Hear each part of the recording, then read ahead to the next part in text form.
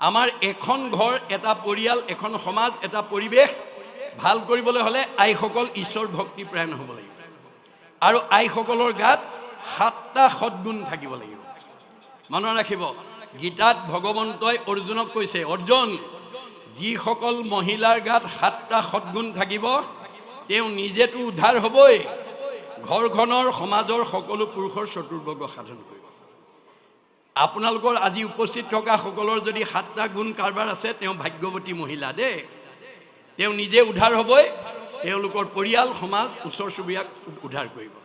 যদি কমি আছে পূৰাই ল'ব দেই, মই কৈ থৈ যাওঁ কি কি 7টা গুণ থাকিব লাগে। এই 7টা গুণ কথা আপোনালোকে মনত ৰখাই নহয়, প্ৰধানকৈ ছোৱালীবিলাকক ক'ব লাগিব। আমাৰ জৱাহৰলাল নেহৰুৱে এটা মন্তব্য কৰি থৈ গৈছে, if you educate a boy you educate individual only, if you educate a girl you educate the entire family। আপুনি ল'ৰাটোক শিক্ষা দিলে ব্যক্তিগত শিক্ষা দিয়া হ'ব, কিন্তু এজনী ছোৱালীক যদি শিক্ষা দিয়ে ভৱিষ্যত পৰিয়ালটোৰ কাৰণে উপকাৰ হ'ব। যাৰ কাৰণে জনক ৰজাই সীতাক বিয়া দিওঁতে এই নীতি শিক্ষা দি পঠিয়াইছে, কি বুলি, আই সীতা, তুমি মোৰ যোনিজাত সন্তান নোহোৱা, তোমাক মই যজ্ঞভূমিত লাভ কৰিছোঁ। যদিও যজ্ঞভূমিত লাভ কৰিছোঁ, তুমি পিতৃ মাতৃ অতি মৰমৰ, অতি স্নেহৰ, অতি আদৰৰ। অজুনিকা তোমাকো লভিলোঁ যজ্ঞভূমি, পিতৃৰ মাতৃৰ প্ৰিয়তম জীও তুমি। তুমি এজনী মৰমৰ ছোৱালী, গতিকে যদিও তোমাক যজ্ঞভূমিত পাইছোঁ, পিতৃ মাতৃ তুমি এজনী মৰমৰ ছোৱালী।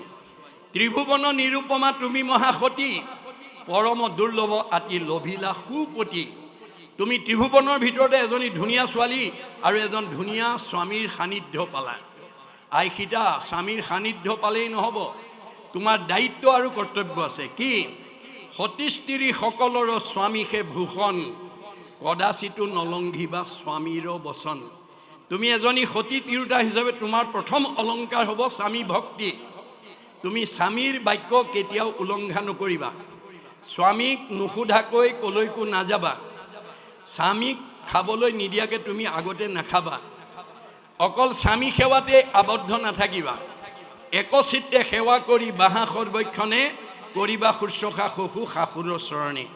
তুমি স্বামীৰ উপৰিও যদি শহুৰ শাহুৰ আছে তেওঁলোককো শ্ৰদ্ধা ভক্তি মৰম চেনেহ কৰিবা, অকল তাতেই সীমাবদ্ধ নাৰাখিবা, নকৰিবা অৱহেলা দেউৰ সবক, কৰিবাহা দয়া আতি সমস্ত জনক।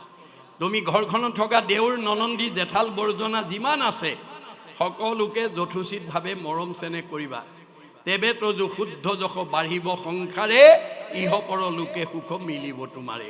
তেতিয়া তোমাৰ আচৰণ ব্যৱহাৰ মৰম স্নেহত পৰিয়ালটো সন্তুষ্ট হৈ শহুৰ শাহুৰে সমাজক ক'ব, হেৰি সমাজৰ লোকসকল, মই 1 নম্বৰ লখিমী পুখুৰী জয়খাম গাঁৱৰ পৰা এজনী ভাল বোৱাৰী বিয়া কৰে। গতিকে এজনী ছোৱালীৰ কাৰণে আপোনালোকৰ গাঁওখনৰ গৌৰৱ বাঢ়িব, পৰিয়ালৰ গৌৰৱ বাঢ়িব আৰু এইখন গাঁৱৰ পৰা বহুত ছোৱালী বিয়া হোৱাৰ পথ প্ৰশস্ত হৈ যাব। মনত ৰাখিব কথাটো।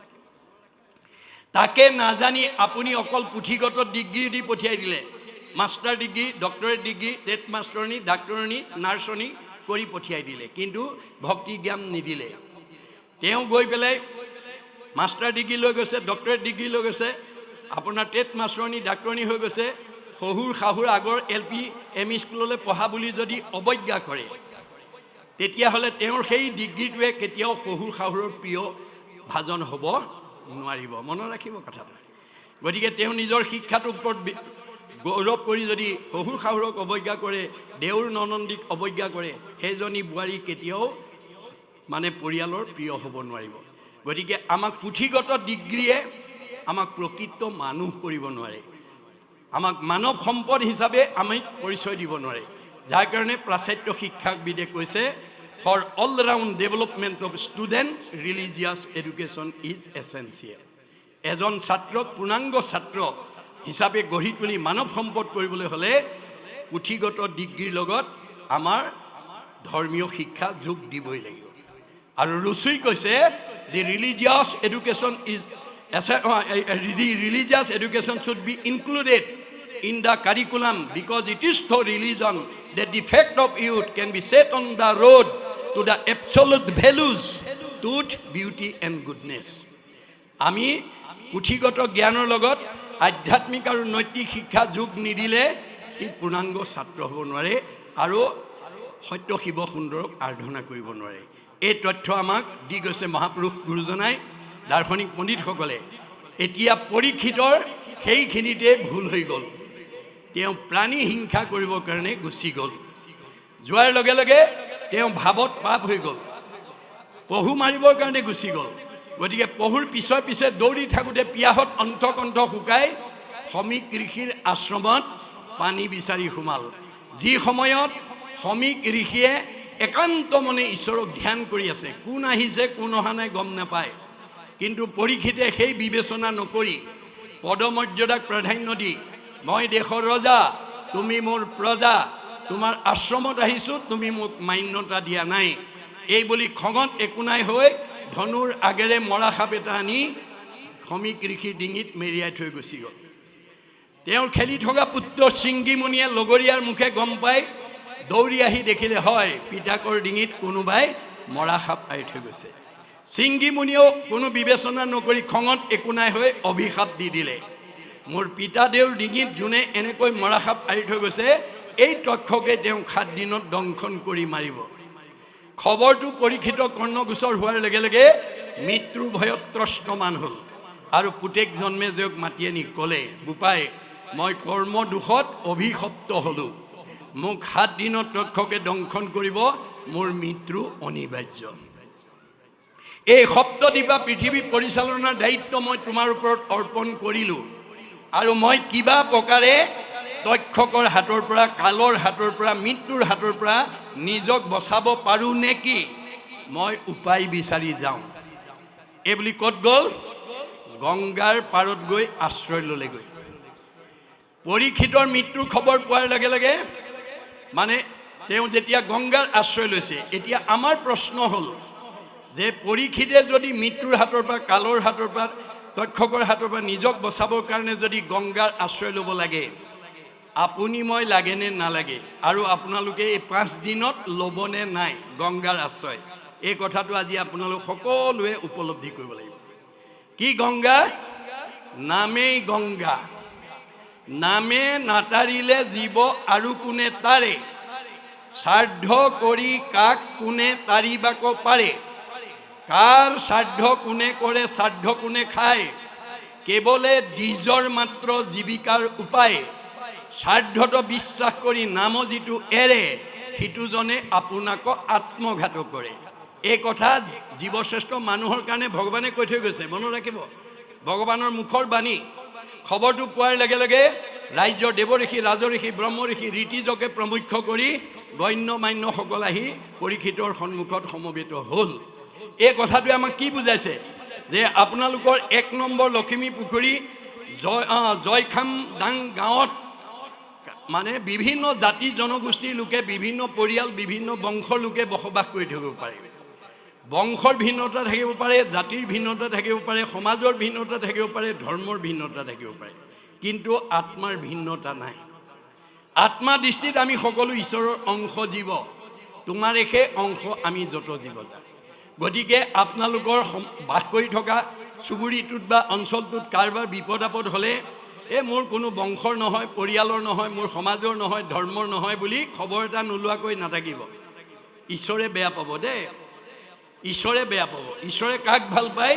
বাইবেলত কৈছে গড লাভছ হিম হু লাভছ হিজ ক্ৰিয়েচন। ভগৱন্তই সেইজনকেই ভাল পায় যি তেওঁৰ সৃষ্টিৰ প্ৰাণীবিলাকক ভাল পায়। এতিয়া খবৰ ল'বলৈ আহি যেতিয়া সমবেত হৈ গ'ল, পৰীক্ষিতে সাহস পালে, প্ৰেৰণা পালে আৰু প্ৰশ্ন কৰিলে, কোৱা দেৱঋষি, কোৱা ৰাজঋষি, কোৱা ব্ৰহ্মঋষি, কোৱা ঋতিজ, কোৱা গণ্যমান্যসকল, কি কৰিলে মই তক্ষকৰ হাতৰ পৰা নিজক বচাব পাৰিম? ৰজাৰ প্ৰশ্ন শুনি প্ৰত্যেকেই নিজা নিজা উত্তৰ দিলে। কোনোৱে ক'লে তপ কৰা, কোনে ক'লে জপ কৰা, কোনে ক'লে যজ্ঞ কৰা, কোনে ক'লে দান কৰা, কোনে ক'লে তীৰ্থ কৰা, কোনে ক'লে স্নান কৰা।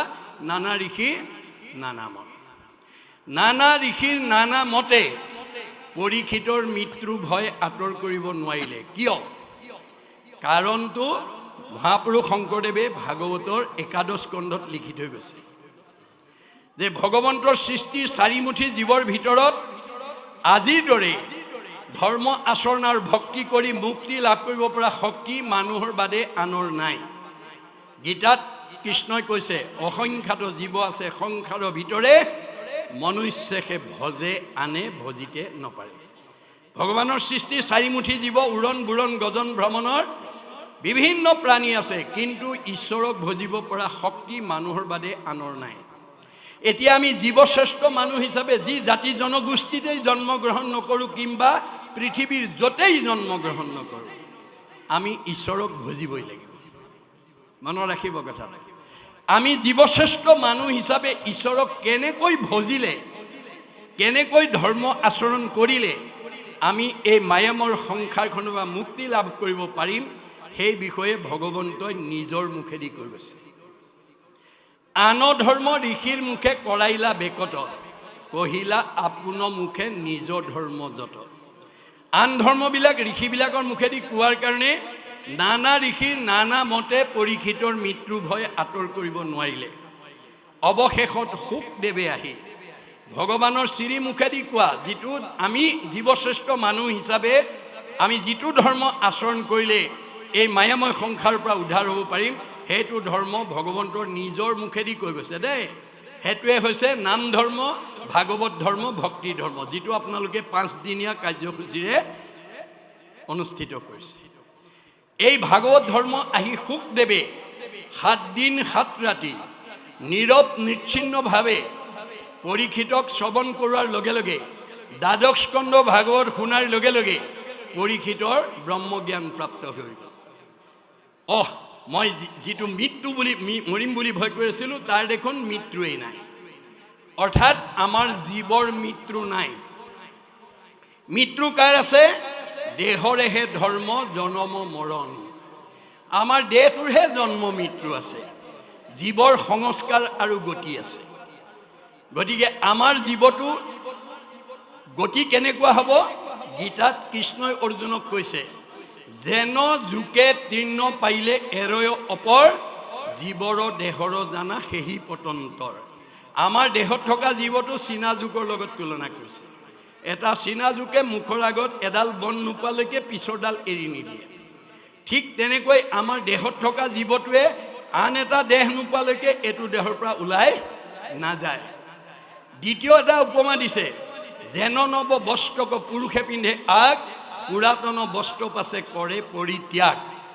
আপুনি ফটা চোলা এটা পিন্ধি আছিলে, বজাৰৰ পৰা নতুন এটা অনাৰ লগে লগে আমি পুৰণাটো পেলাই যেনেকৈ নতুনটো পিন্ধো, ঠিক তেনেকৈ আমাৰ দেহত থকা জীৱটোৱে এই পুৰণা দেহটো এৰি নতুন দেহলৈ গতি কৰিব। গতি দুটা হয়, ঊৰ্ধ্বগতি নহয় অধোগতি দেই। জীৱৰ গতি দুটা হয়, ঊৰ্ধ্বগতি নহয় অধোগতি।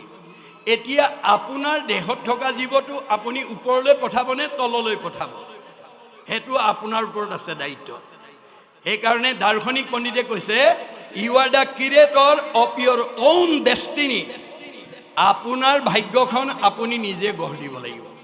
আপোনাৰ পৰিয়ালটো আপুনি ভাল কৰিব লাগিব, আপোনাৰ ঘৰখন আপুনি ভাল কৰিব লাগিব, আপোনাৰ সমাজখন আপোনালোকে ভাল কৰিব, আনে আহি কৰিব নোৱাৰে।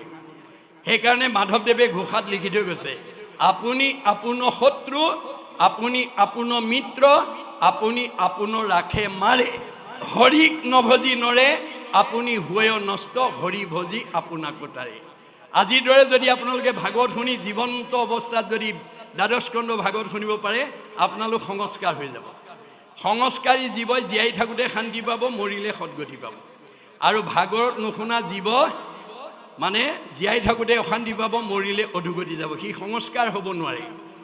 আপুনি যিমান দামী কাপোৰেই নিপিন্ধক মলি পৰিবই, আৰু মলি গুচাবলৈ চাবোন বা চাৰ্ফ ব্যৱহাৰ কৰিবই লাগিব। আপুনি যদি দামী কাপোৰ পিন্ধিছোঁ বুলি চাবোন চাৰ্ফ ব্যৱহাৰ নকৰে, আপোনাৰ দামী কাপোৰখনৰ পৰা মলি নিজে আঁতৰ নহয়। ঠিক তেনেকৈ আপুনি 1 নম্বৰ লখিমী পুখুৰী জয়খাম দাং গাঁৱৰ আটাইতকৈ ধনী মানুহ, আটাইতকৈ বিদ্যাৱন্ত, আটাইতকৈ সম্পদশালী, আটাইতকৈ জ্ঞানৱন্ত বুদ্ধি ভাবি নিজকে যদি গাঁওখনৰ ভিতৰত ওপৰত বুলি ভাবি এই 5 দিনীয়া কাৰ্যসূচীলৈ যদি ভাগৱত শুনিবলৈ নাহে, তেতিয়া সেইটো জীৱই কেতিয়াও সংস্কাৰ হ'ব নোৱাৰিব। এইটো কেৱল ধৰ্ম দৰ্শন নহয়, বিজ্ঞানেও স্বীকাৰ কৰিছে যে আমাৰ পৃথিৱীৰ উপৰিভাগত যি বায়ুমণ্ডল আছে তাক বিজ্ঞানে ঘনত্বৰ ওপৰত নিৰ্ভৰ কৰি প্ৰধানকৈ 3টা ভাগত বিভক্ত কৰি দেখুৱাইছে, 3টা স্তৰত ভাগ কৰি দেখুৱাইছে। টপস্ফিয়াৰ, টেট্ৰস্ফিয়াৰ, আইনস্ফিয়াৰ। আইনস্ফিয়াৰক আটাইতকৈ ওপৰৰ স্তৰ বৈতৰণী নদী বুলি কল্পনা কৰা হৈছে।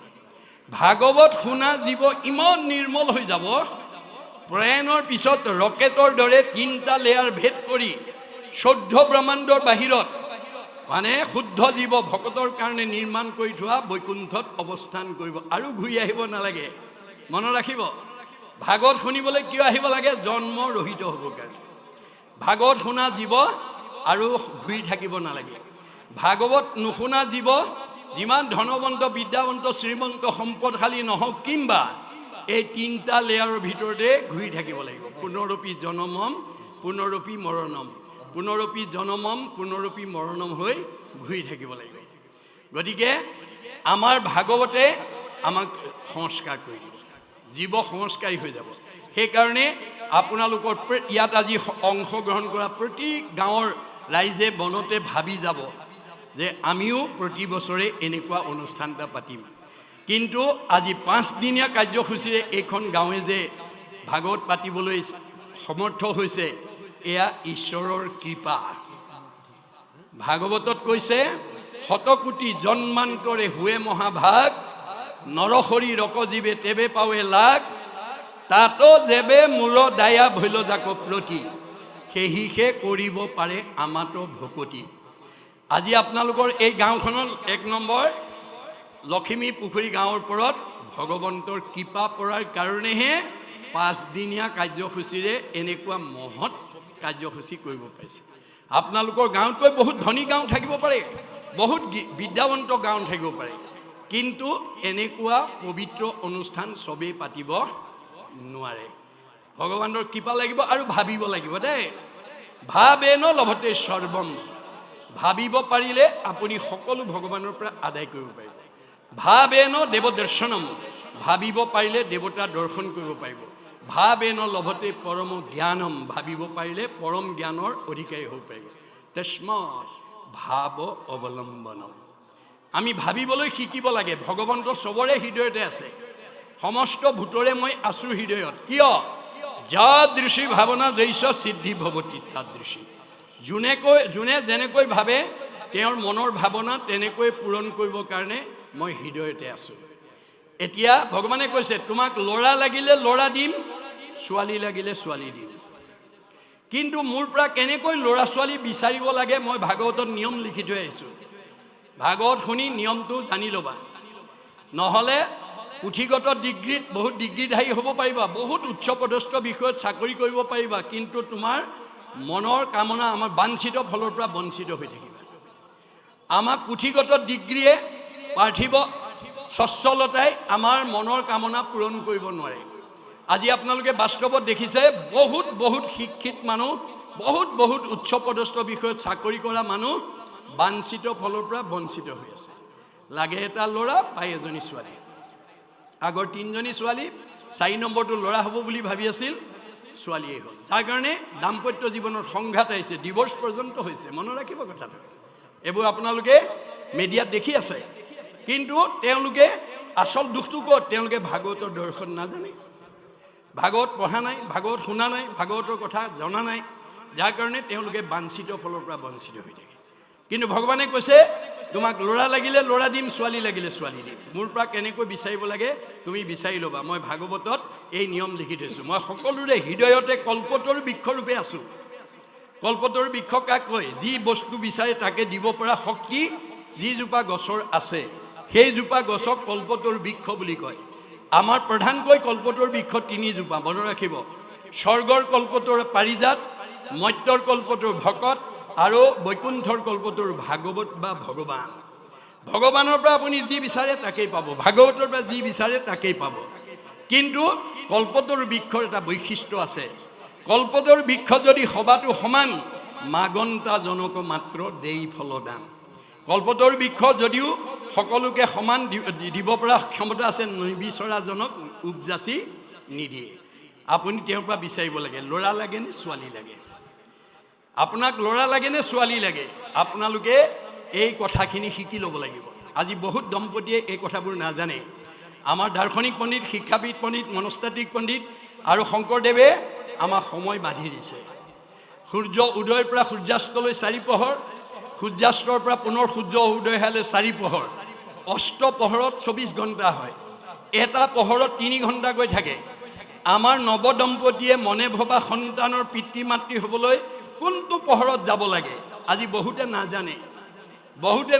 মনত ৰাখিব, আমাৰ দাৰ্শনিক পণ্ডিতে দেখাইছে যে সূৰ্য উদয়ৰ পৰা সূৰ্যাস্তলৈ এই 4 পহৰত অৰ্থাৎ দিবা সময়ত আমাৰ কোনো দম্পতী সৃষ্টি কাৰ্যত আগ নাবাঢ়ে বা বাঢ়িব নালাগে। আমি কেতিয়া আগবাঢ়িব লাগিব? সূৰ্য অস্ত যোৱাৰ পৰা পুনৰ সূৰ্য উদয় হোৱালে 4 পহৰত। তাৰে প্ৰথম 2টা পহৰ বাদ দিবলৈ কৈছে। কোনে? বিজ্ঞানে। কিয়? আমি খোৱা আহাৰটো ব্ৰহ্মলৈ ৰূপান্তৰ হ'বলৈ কমেও 6 ঘণ্টা সময় লাগে। আমি আহাৰ খালে প্ৰথমতে ৰসৰ পৰা তেজ, তেজৰ পৰা মাংস, মাংসৰ পৰা মেদৰ পৰা হাড়ৰ পৰা মজ্জাৰ পৰা শুক্ৰৰ পৰা সন্তান। গতিকে 2টা পহৰ বাদ দি ল'ব লাগিব। 3য় আৰু 4ৰ্থ পহৰত আগবাঢ়িব লাগিব। কেনেকৈ? পুৰুষ প্ৰকৃতি হবা একমতি, তেহে সিজিব হৰিত ভকতি। স্বামী স্ত্ৰী 2জন একমনা হৈ ল'ব লাগিব যে আপোনালোকৰ দাম্পত্য জীৱনত প্ৰথম বা দ্বিতীয় সন্তানটো ল'ৰা লাগে নে ছোৱালী লাগে? আৰু কেনেকুৱা গুণৰ লাগে? ডাক্তৰ লাগে নে ইঞ্জিনিয়াৰ লাগে নে প্ৰবক্তা লাগে নে অধিবক্তা লাগে নে বুদ্ধিজীৱী লাগে নে জ্ঞানী লাগে নে মানি লাগে নে সন্ত লাগে নে মহন্ত লাগে নে ভক্ত লাগে নে বৈষ্ণৱ লাগে নে সাধু লাগে? কোনটো গুণৰ ল'ৰা ছোৱালী বিচাৰিছে? আপোনাৰ 2জনে আলোচনা কৰি ল'ব লাগিব। কৰি সেই ভাৱনাটো যথা সময়ত 2জনে নিবেদন কৰিব লাগিব। তেতিয়া ভাবেন লভতে সৰ্বম। তেতিয়া ভাবিব পাৰিলে আমি সকলো ভগৱানৰ পৰা আদায় কৰিম। সেইকাৰণে আমাৰ গুৰুজনাৰ দৰ্শন, ভাগৱতৰ দৰ্শনটো হৈছে যে আজি আমি এই ভাগৱত শুনিবলৈ 60-70 বছৰীয়া বয়সৰ সকলতকৈ ডেকা গাভৰু আৰু নৱদম্পতীসকল বেছিকৈ আহিব লাগে। কিয়? তেওঁলোকৰ সৃষ্টিৰ সময় আছে। আজি যিসকল ডেকা গাভৰু হৈ আছে, কাইলৈ তেওঁলোকে সংসাৰ কৰিব লাগিব, এইটো প্ৰকৃতিৰ নিয়ম। কিন্তু কিয় সংসাৰ কৰিব লাগে আজি আমাৰ বহুত দম্পতীয়ে নাজানে। এয়া ঋষি মুনিৰ প্ৰশ্ন। কিম অৰ্থে বিবাহম, আমি কিয় বিয়া পাতিব লাগে? আজি আমাৰ বহুত ডেকা গাভৰু সুধিলে ক'ব নোৱাৰে কিয় বিয়া পাতিব লাগে। আমাৰ ঋগ্বেদত কৈছে অথ পুৰুষস্তাৱত সৰ্ব যত জায়াং ন বিন্দতে, যত জায়াং বিন্দতে অথ প্ৰজায়তে তহি সৰ্বভৱতি। এনে আমি কিয় বিয়া পাতিব লাগে? যে আজি আপোনালোকৰ 1 নম্বৰ লখিমী পুখুৰী জয়খাম দাং গাঁৱত প্ৰত্যেক গৃহস্থী ঘৰত মাক বাপেকে এটা পৰিয়াল আৰু বংশ লৈ বাস কৰি আছে। মাক বাপেক গুচি যোৱাৰ পাছত সেই ঘৰত সেই পিতৃ মাতৃৰ বংশ অনাগত দিনত এৰি থৈ যাবৰ কাৰণে পুত্ৰ কন্যা জন্ম দিবৰ কাৰণে বিয়া পাতিব লাগে। কিম অৰ্থে বিবাহম, পুত্ৰাৰ্থে বিবাহম। কি কাৰণে বিয়া পাতিব লাগে? পুত্ৰ কন্যা জন্ম দিবৰ কাৰণে বিয়া পাতিব লাগে। কিম অৰ্থে পুত্ৰম, কি কাৰণে পুত্ৰ জন্ম দিব লাগে? পুণ্যাম নৰকে তাৰ ইতিহি পুত্ৰাহা।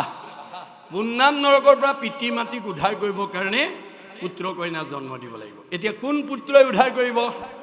আমাৰ ভাগৱতত কৈছে, 10ম স্কন্ধ ভাগৱতত, পুত্ৰেও তৰাইবে বুলি শুনি আছা শাস্ত্ৰ, বৈষ্ণৱ পুত্ৰক লাগি বুলি আছে মাত্ৰ। পুত্ৰই পিতৃ মাতৃক তৰাব বুলি কৈছে সঁচা, কিন্তু বৈষ্ণৱ পুত্ৰ জন্ম দিব লাগিব। অবৈষ্ণৱ পুত্ৰ যদি উপজে বংশত, স্বৰ্গহন্তে পিতৃক পেলাৱে নৰকত। যদি কেনেবাকৈ অবৈষ্ণৱ পুত্ৰ জন্ম দিব লগা হয়, পিতৃ মাতৃ স্বৰ্গত থাকিলেও নৰকলৈ নমাই আনিব। আজি আপোনালোকে বাস্তৱত দেখিছে বহুত পিতৃ মাতৃয়ে ল'ৰা ছোৱালী পঢ়াই শুনাই মানে বহুত উচ্চ শিক্ষিত কৰি বহুত উচ্চপদস্থ বিষয়ত চাকৰি কৰাৰ যোগ্যতা অৰ্জন কৰি দিছে। কিন্তু ভাগৱতৰ দৰ্শন নজনাৰ কাৰণে আজি সেইসকল শিক্ষিত পুত্ৰ আৰু বহুত উচ্চপদস্থ বিষয়ত চাকৰি কৰা সন্তানে আমাৰ সমাজলৈ কি আদৰ্শ দিছে? আনৰটো দূৰৰ কথা, নিজৰ জন্মদাতা বৃদ্ধ পিতৃ মাতৃক বৃদ্ধ বয়সত কেনেকৈ সেৱা শুশ্ৰূষা মৰম চেনেহ লালন পালন কৰিব লাগে তাক নাজানি বৃদ্ধাশ্ৰমলৈ খেদি পঠিয়াইছে। ভগৱন্তই কৈছে, যিটো পিতৃ মাতৃ জন্মিলেক দেহ পুহিলেক অনুদিন, শতেক বৎসৰে সিটো পুত্ৰে তাৰ খুজিবে নপাৰে ঋণ। যি পিতৃ মাতৃয়ে জন্ম দি আমাক এই বিশ্ব সংসাৰ দেখালে, আমাৰ মানৱ জীৱনৰ 100টা বছৰত আমি তেওঁলোকৰ মানে ঋণ পৰিশোধ কৰিব নোৱাৰোঁ। তেনেস্থলত এই ভাগৱতৰ দৰ্শন নজনাৰ কাৰণে পুত্ৰ হুয়া যিটো পিতৃক নোপোষৈ, দুৰ্জন আতি আবাতি, তাহাৰ মাংসক তাকে খোৱাবয় জমৰ কিংকৰে কাটি। মনত ৰাখিব, কোনোবা ল'ৰা ছোৱালীয়ে যদি বৃদ্ধ পিতৃ মাতৃক বৃদ্ধ বয়সত অৱজ্ঞা কৰে, অনীহা কৰে, অশ্ৰদ্ধা কৰে, তেওঁ ইমান দুখৰ দোষী হ'ব লাগিব, তাৰ মাংস কাটি কাটি জম কিংকৰে তাকেই খুৱাব। অকল সিমানেই নহয়, বৃদ্ধ পিতৃ মাতৃ গুৰু বন্ধুজন নোপোষে পিতৃ পুত্ৰক, নিঃশ্বাস কাৰণতে জীৱনতে থাকোঁতে জানিবা সিটো মৃতক। বৃদ্ধ পিতৃ মাতৃক অৱজ্ঞা কৰা সন্তান যদিও উশাহ নিশাহ লৈ জীয়াই আছে, তেওঁ জীয়াতেই মৰা, তেওঁ জীয়াতেই মৰা। গতিকে আমি জীয়াতে মৰা সন্তান হৈ যাতে সমাজত পৰিচয় দিব লগা নহয়, বা আমি জীয়াতে যাতে মৰা সন্তান জন্ম দিব লগা নহয়, তাৰ কাৰণে আপোনালোকে ভাগৱত শুনি ল'ব লাগিব। ভাগৱত নুশুনা কোনো পিতৃ মাতৃয়ে মানে সৎ সন্তানৰ পিতৃ মাতৃ হ'ব নোৱাৰে। এইটো ভাগৱতে কৈ আছে দেই, ভাগৱতে কৈ আছে। গতিকে আমাৰ ভাগৱত সেইকাৰণেই আমি শুনিবলৈ আহিব লাগিব। ভাগৱত নুশুনা মানুহে কেতিয়াও এই নিয়মবিলাক নাজানে।